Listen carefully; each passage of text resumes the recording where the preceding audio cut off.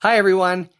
Harry here, trying to control my real ire and resentment at a total, let me get some profanity out anyway, motherfucker move by the administration putting people on administrative leave. So obviously punishing them for the great sin of including truthfully in a sentencing memorandum that the defendant had participated, more than participated, had breached the Capitol in the January 6th insurrection, and also that he had spread, as he did, conspiracy theories along the lines of Trump's, it was all just a love-in and a happy people, embracing was the real truth of the January 6th melee. And I don't know if he included that, plus it was all Antifa anyway. Okay, this guy is a bad customer, really a heinous guy. He is being sentenced for other crimes. He's actually one of the people who argues, Trump's pardon applies to my other crimes here too. They're roughly related. They're not.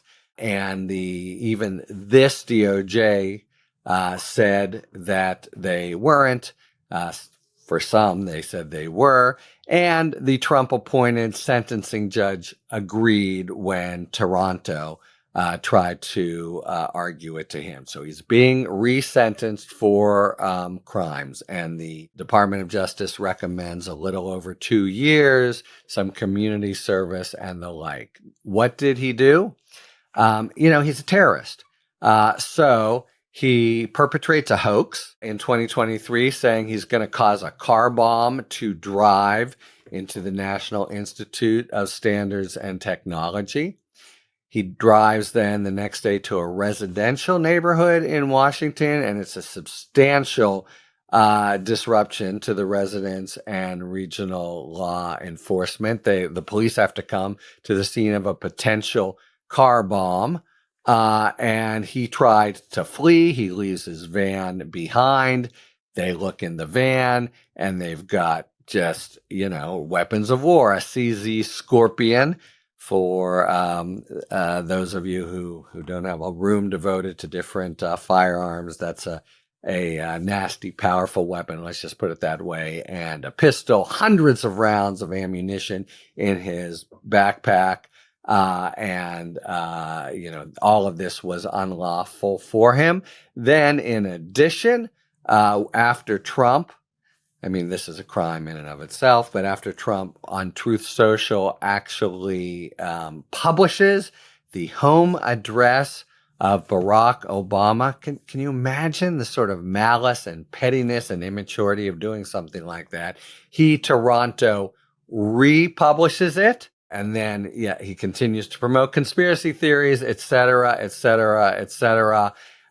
He comes back to Washington, acts erratically in his van, engages in bad behavior with public officials. He's, has tweets or statements. I'm just going one way for this mission to hell. He says the vehicle can drive by itself. I won't need to be anywhere when it goes off. He's working on a detonator. This is a bad guy who's not only violent, but really trying. He's a terrorist that, he is trying to frighten people for political reasons. Trump then publishes Obama's address, and Toronto republishes it, and then starts live streaming from his van as he drives through the neighborhood where Obama lives.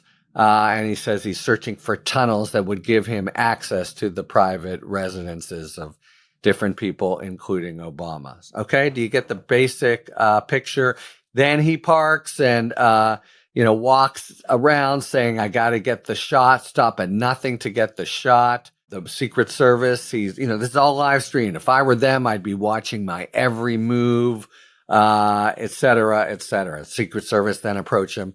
He flees, and I've told you about the arrest and what's in the car. Okay, we got a series of crimes here involving the threats and the carved out carefully for First Amendment activity, but also the possession of all this stuff. Okay, this is all prefaced to he goes to trial. It's a bench trial on some 9 counts. Firearms without a license, large capacity ammunition feeding device. That's the Scorpion, false information and hoaxes, obstruction of official proceeding, having nothing to do with January 6th, disorderly, disruptive conduct, a bad guy looking to, just put fright into residents and possibly carry out, some terrible high-level assassination. And goes to trial, forces the U.S. to its proof, and expresses no remorse. The 27-month recommendation is mild and modest based on all this. Okay, now the whole brouhaha is about January 6th. So in describing who this guy is, they write, these prosecutors who have been so unfairly treated, on January 6, 2021, thousands of people comprising a mob of rioters attacked the U.S. Capitol while a joint session of Congress meant to certify the results of the 2020 presidential election. Strictly factual, strictly history. Nobody in their right mind could doubt it, and it's what history will record. Trump doesn't like it. He also doesn't like the truthful publication that he revealed Obama's home address. And for that reason, these guys have been put now on administrative leave. The sentencing memo has been withdrawn, and 2 new prosecutors have come in, filed a memo that has all the bad things he did, but doesn't have that people comprising a mob of rioters that attacked the U.S. Capitol, and the thing about Trump or him publishing the names of the address of Obama. Man, oh man. So the complete whitewashing, the Orwellian scrubbing of January 6th now extends to the mere mention of conduct in a sentencing memo. And just to be clear, it's 100% textbook law that when it's time to be sentenced, the court is to consider all conduct. That includes conduct you're acquitted of, and certainly conduct you're pardoned for, which subsumes guilty findings and is done after for people who did in fact do the crime, even though Trump denies it. So it's not just impeccable, it's necessary. These were the judges, of course, including this Trump appointed sentencing judge, who had this whole thing play out over 3 years. I mean, if you don't put it in about the stuff that happened and they saw it all transpire in their court, they're like, what's the deal? This is something that I need to be able to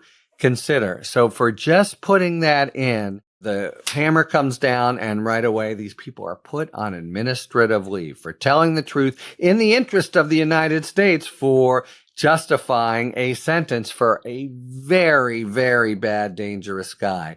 Take a step back here. These guys are now in charge of the Justice Department. That means they decide who has what jobs. If they are so sensitive that the mere mention of January 6th means that prosecutors immediately have to be disciplined or placed on leave, there's a supervisory process in place in the department. It's determined and by the top dogs who's going to be in it. So what about, having a draft run by supervisors so they can say, ridiculous as it sounds, I'm sorry, but we got to take this out. I'm telling you now, we can't refer to January 6th. Idiotic, asinine, counterproductive to the interests of the United States, but still, you run it by them and are told to take it out, you take it out. And then, of course, you're not put on administrative leave or otherwise disciplined. Why doesn't the administration do this? Is it that they're negligent? Maybe, but I think more likely they want to have this happen. So every other prosecutor in the system is, cowed and afraid and combing his own submissions. Did I say anything at all that the maximum leader might be displeased by, etc.? Doing it in a way that imposes discipline, even though it's completely unjust for people who are so clearly doing their job in the interests of the U.S., is a way, I think, of spreading further terror and making life just more miserable for people who are still left within the department. So it's not just complete derogation of the interests of the United States, but really nasty and malicious, I think, to give maximum terror. That's really the word within the department for people who are scared they'll lose their job or be placed on administrative leave. Also, for the great sin of mentioning the true fact and the relevant fact that defendants participated in January 6th, or they also were forced to remove his spreading false conspiracies about January 6th. This is just, Orwell plus Stalin plus Putin, and the victims are federal prosecutors. It is repugnant. Talk to you later. Thanks for tuning in. If you enjoyed this video and other Talking Feds content, please take a second to like and subscribe. Talk to you later.